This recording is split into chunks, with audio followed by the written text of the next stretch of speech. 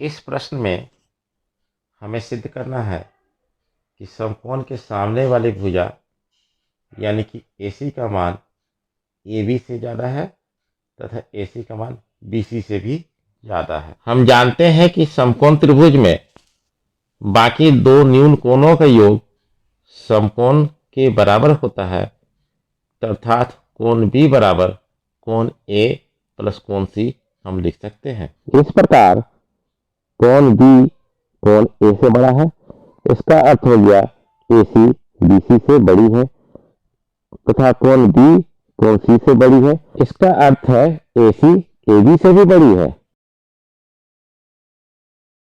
यहाँ पर कोण TBC और कोण QCB बहिष्कोण है, इनका मान सम्मुख अंतःकोणों के योग के बराबर होगा।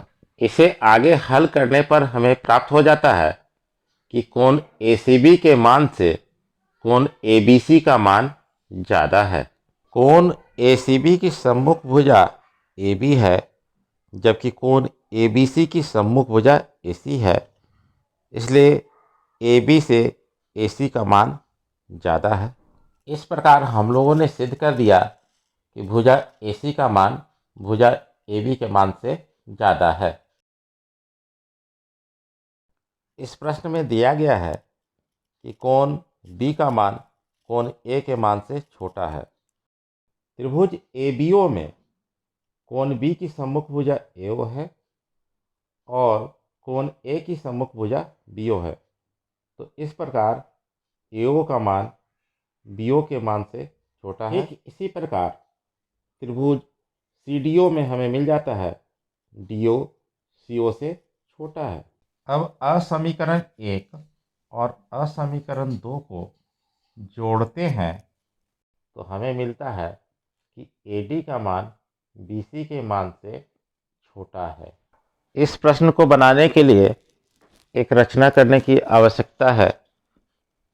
इसे दो त्रिभुजों में बांटना जरूरी है, तो A और C को हम मिला देते हैं। त्रिभुज ABC में AB BC से छोटी है, क्योंकि AB सबसे छोटी भुजा है, इसलिए कोण ACB का मान भी कोण BAC के मान से छोटा हो जाएगा।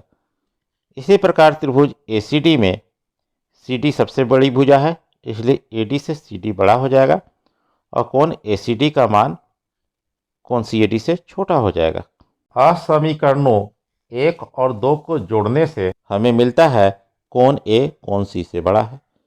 B और D को मिलाकर हम आसानी से इसी प्रकार सिद्ध कर सकते हैं कोण B कोण D से बड़ा है। त्रिभुज PQR में भुजा PR का मान भुजा PQ के मान से बड़ा है, अतः PR का सम्मुख कोण कोण Q PQ के सम्मुख कोण कोण R से बड़ा होगा।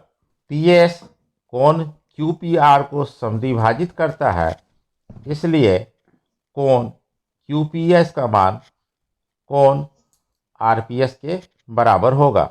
असमीकरण 1 तथा समीकरण 2 को जोड़ने पर हम पाते हैं कोण Q प्लस कोण QPS बड़ा है कोण R प्लस कोण RPS के। यहाँ पर LHS और RHS में जो दो कोणों के योग हैं वे क्रमशः बहिष्कोण PSR और बहिष्कोण PSQ के सम्मुख अंतःकोणों के युग्म है। इस प्रश्न में हम जानते हैं कि रेखाखंड के बाहर स्थित किसी बिंदु से किसी रेखाखंड पर एक ही लंब खींचा जा सकता है। माना कि यह लंब PQ है, यानी कि कोण PQR का मान 90 डिग्री है। दिए गए रेखाखंड पर अनंत बिंदु हैं, उनमें से कोई बिंदु R लेते हैं।